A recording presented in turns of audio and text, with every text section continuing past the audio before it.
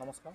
বৰ্তমান আমি উপস্থিত আছোঁ গোপালপুৰ স্থিত জলসিঞ্চন বিভাগৰ অধীনস্থ MILS আঁচনিখনত। এই আঁচনিখন যোৱা 14 বছৰ ধৰি বিকল হৈ আছিলে। এতিয়া আমাৰ বিভাগৰ তৰফৰ পৰা এই আঁচনিখন কাৰ্যক্ষম কৰি তোলা হৈছে।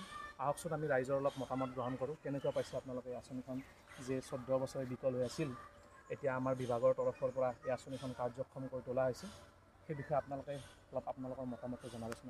হয়, আমাৰ এই গোপালপুৰ অঞ্চলৰ বৃহত্তম কৃষক ৰাইজে খুব এটা সপোনৰ এটা আঁচনি আছিল আমাৰ এখন। কিন্তু এই মেচিন কেইটাৰ বিসংগতিৰ কাৰণে 14 বছৰে পৰি আছে, যাৰ কাৰণে কৃষকসকলৰ বৃহৎ ক্ষতি হৈছে। তেওঁলোক আৰ্থিকভাৱে বহুত অনাটনত গুচি গৈছে। আমি বিভাগক আগৰ পৰা বিভিন্ন ধৰণে নিবেদন কৰি আছিলোঁ যে ইমান ডাঙৰ মেচিন নহয়, সৰু মেচিনেৰে আমাক পানীখিনি পথাৰত যোগান দিয়াৰ ব্যৱস্থা কৰি দিয়ক। আৰু সেই মৰ্মে আজি যিটো দেখিছোঁ আমি পানীয়ে আমাৰ পথাৰত পৰিছে, এইটো আমি এটা খুব আনন্দিত হৈছোঁ। আৰু এইটো আমি আশা কৰিছোঁ নিশ্চয় আমি উপকৃত হ'ম। আৰু আমাৰ কেনেলৰ কামো কিছু পাৰ্চেণ্ট আছে, প্ৰায় 60% কাম কৰিব লাগিব, 40% ভালে আছে।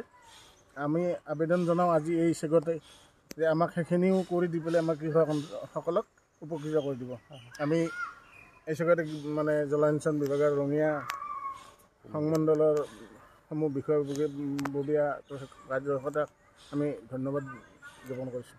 আৰু ভৱিষ্যতে আপোনাৰ এনেকুৱা কি ধৰণৰ কৃষি কৰাৰ পৰিকল্পনা আছে আপোনালোকক অলপ জনাবচোন আমাক। এতিয়াতো আপোনালোকে গমেই পাইছে কিমান খৰাং। এই খৰাঙত দিনত যেতিয়া আমি অকণমান পানী পাইছোঁ, আমি খুব এটা আশাৰ ৰেঙনি দেখিছোঁ।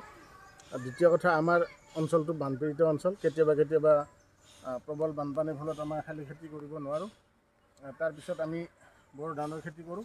আৰু এইটো ইৰিগেশ্যন, এই যিটো পানী দিয়াৰ ব্যৱস্থা, এই ব্যৱস্থাটোতে আমি বৰ ধানৰ খেতি কৰি আমাৰ অঞ্চলৰ কৃষকসকল উপকৃত হ'ব।